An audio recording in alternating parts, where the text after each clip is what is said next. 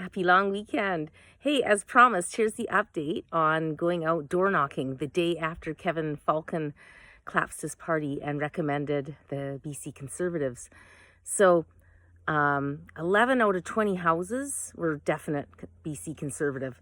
6 out of the 20 were neutral and leaning towards the BC Conservatives. 1 was neutral, 2 were neutral, 1 was opposed. I just wanted to add that the one man that opposed us actually chased us up his driveway, apologizing, saying, I was rude to you. And we stopped and talked, and he just loved us. And he was awesome. And then he told us, go to the next door neighbors. He's a doctor, and he's total conservative. And I was like, walk us over there. We were laughing. So isn't that cool? This is some nice unity. And I wanted to throw that in there. It was a really positive door knocking day.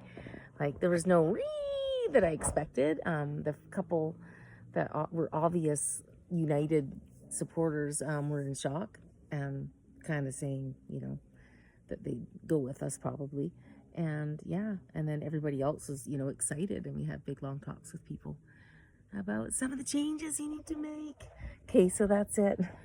And what was interesting was the very first 3 doors that we knocked on, and this is a fairly conservative neighborhood, that they all 3 in a row were absolute, you could tell, fans of the current candidate for this area, Coralie Oakes. And so they were shocked. Like, you could just feel the shock.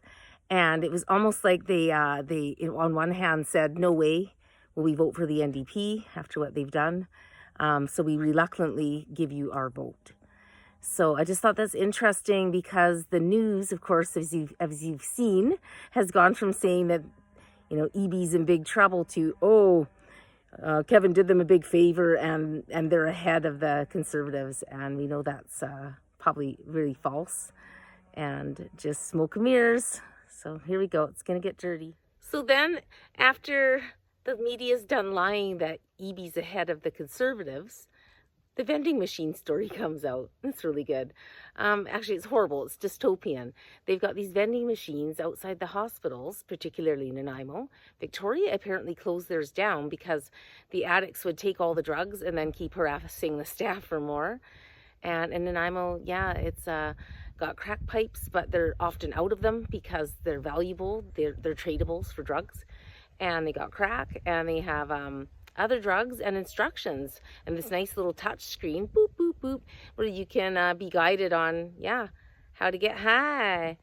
So yeah, isn't that nice for our taxpayer money's going, eh? Yeah. So that's not too popular right now for the NDP. So of course, once again, the media to David's rescue, and he's coming out like, oh my goodness, I didn't know about these drugs. I thought it was, just a safe supply, syringes and things. So he's playing dumb and going to, have a look into this. Isn't that nice of him? So yeah, and they're still going to pretend that they're popular. So yeah. It feels good to be helping. If wherever you are, if you want to help the BC Conservatives by door knocking, by getting involved with phone calls or putting signs on people's lawns when the time comes, get hold of, find out who the local person is that's running the candidate's campaign. And there's no guarantees. I talked to some friends on Telegram and, they're like, don't have a lot of faith. I've long lost faith with a lot of the politicians almost. I still believe that there's a couple good ones. And I believe that there's some grassroots people on this party who are just like us. And hey, 2 things may happen. They could all band together and really protect John and push him to stand up against really dark forces that he's going to have to stand against if he's not going to go with their Agenda 2030. Like, it's ugly stuff. They don't mess around with leaders. And then, the other is that people who speak up, against, say, the spraying in the sky.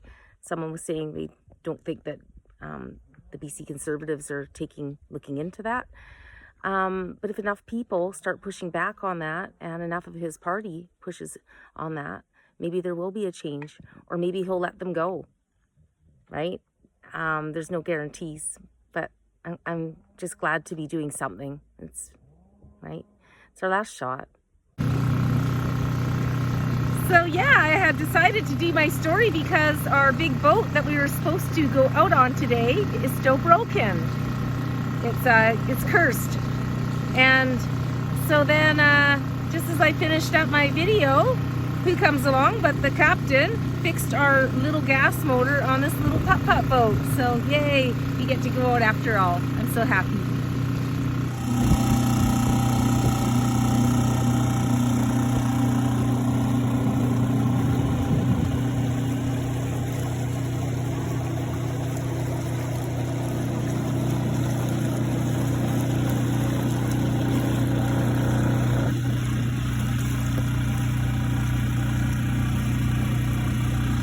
Have a great long weekend.